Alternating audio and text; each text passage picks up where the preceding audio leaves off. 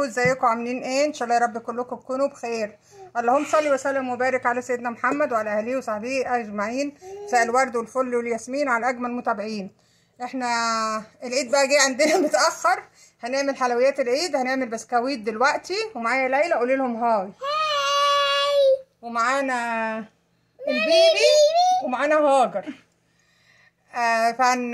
يعني مساعدة النهارده كله هيساعد.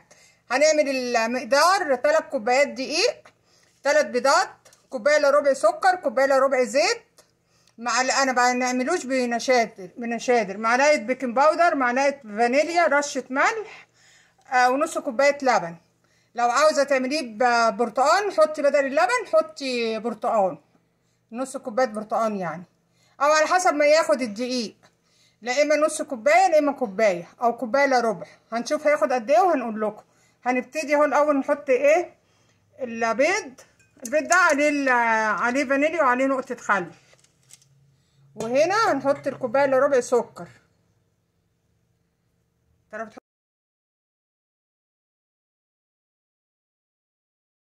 شغلنا اهو المكنه. لو انت ما عندكيش مكنه اعملي بايدك، اضربيه بكف ايدك كده قوي، او اضربيه في الخلاط، او اضربيه في مضرب الكهرباء. لو ما عندكيش مكنه يعني. حطينا ال3 بيضات والفانيليا وحبه خل وكوبايه الا ربع سكر. انا بعمله بزيت، طول عمري هنا بعمله زي امي وزي ستي بالزيت. عاوزه تعمليه بزبده اعمليه، عاوزه تعمليه بسمنه اعمليه، عاوزه تعمليه نص ونص اعمليه، بس انا متعوده على اللي هو احنا بنعمله بزيت. هتفضلي بقى تضربي فيه كده ضرب مبرح، ولا اكنك متغاظه من حد، واضربي اضربي اضربي اضربي لحد ما يبقى عامل زي الكريمه.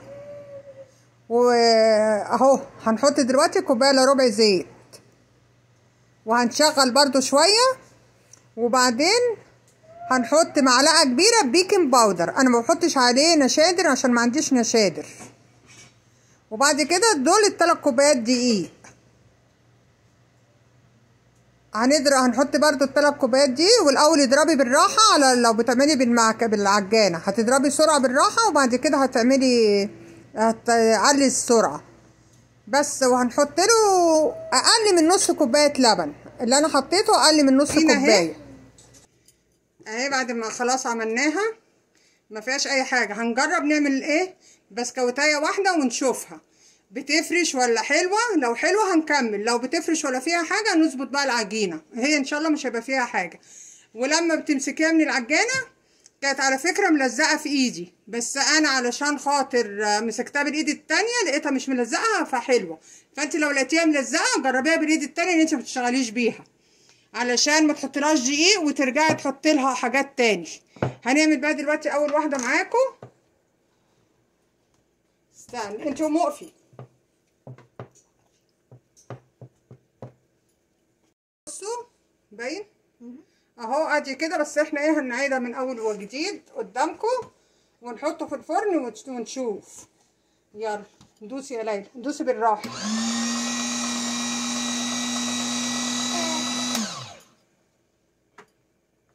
اهو مش مهم بقى طويل طويل. اهو هنحطها في الفرن لما الفرن يسخن وهنشوفها، ولما يطلع هنوريها لكم. اهي لما سويناها طلع زي ما هي، بس انا كنت مطولاها شويه فمش مهم تطول، قاعده زي ما هي، فانا مش عارفه امسكها عشان سخنه. وخلاص هنشغل بقى. سخنه. هنشغل وتسيبي برضو الفرن شغال. خليه على 350. انتوا اعملوه على 180 او 200. عندنا احنا هنا في امريكا عملوه على 350. هي خدت وقت شويه عشان ما سخنش قوي.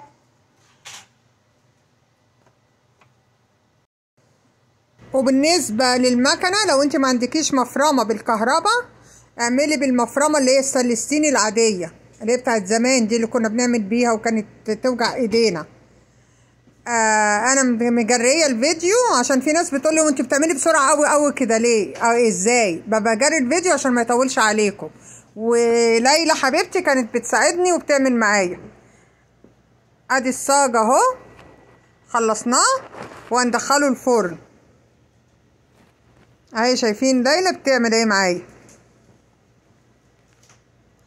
اعملي بقى انت في المفرمه، ولو انت هتعملي في الكيس اللي هو بالقمع يعني والكيس، العجينه طريها شويه عن كده، عشان كده هتوجعلك ايديكي وتبقى ايه ماسكه شويه. انا بعملها دي بالعجان اهو، طلعناه من الفرن بنوريهولكم.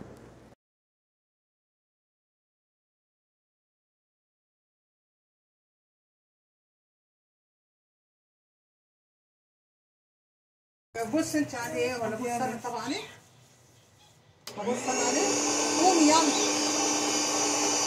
احنا حطينا مش انت عملتيه عادي؟ احنا حطينا الصاج في الفرن استني انا غير حطيه على البوتاجاز. استني يا ليلى. تعالي وقفيه ده او اعمليه من اول وجديد، لسه ابيض برضه من فوق.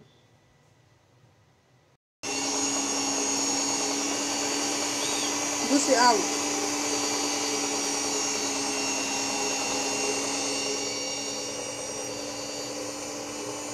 دوسي قوي. انا عارفه ايديكي بتوجعك. شاطر. كتف انا بقى كان بيوجعني. ما تحطي يا بنتي.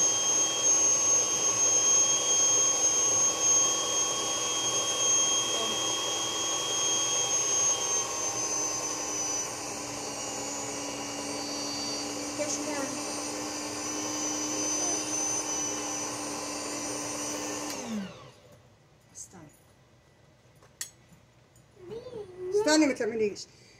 لو ليلى ولا حد عيل صغير بيعمل معاكم، ممكن تحطيه في طبق زي ما انا بنحطها في الطبق، ولو هي بتتقطع تقطيعه كبيره او من هنا مش معدول او هنا مش معدول، ممكن تعدليه بالسكينه. ايه يا حاج عاوز تعمل؟ يا حاج. لا انا بقول للحاج مش للحاجه. حط حته عجين تاني. هو الدقيقتين لسه ما خلصوش؟ لا لسه ما خلصوش، فاضل 5 ثواني. هاتي طيب. انا بقول لا شغلي وانا ادوس وانت ايه استني.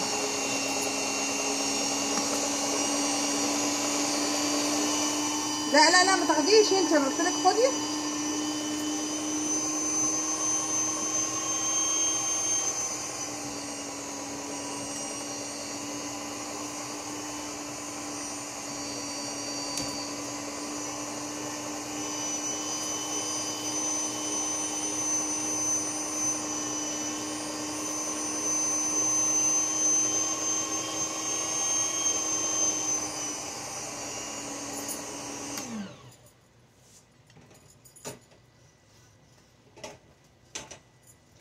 بصيتي عليه ولا اروح ابص عليه؟ هاتلك كل ده.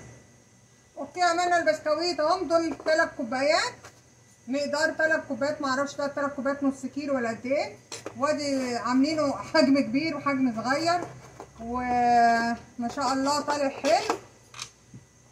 وهنقول لكم المقادير في صندوق الوصف، ولو حابين حد عنده اي سؤال يقول لي، وهنفضيه بقى في العلبه دي ونشوف ال3 كوبايات طلعوا قد ايه. عاوزه قومي اقفي واعملي. طب ما تعديهم بالمره. وهعدهم لي وانا هبيعهم عشان تعرفي 3 كيلو عامل قد ايه. ممكن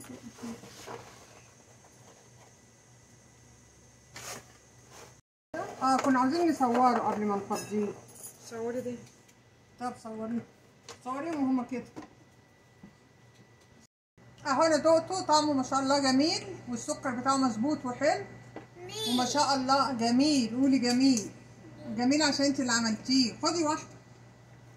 وده كل الكميه المقدار اللي قلت لكم عليها.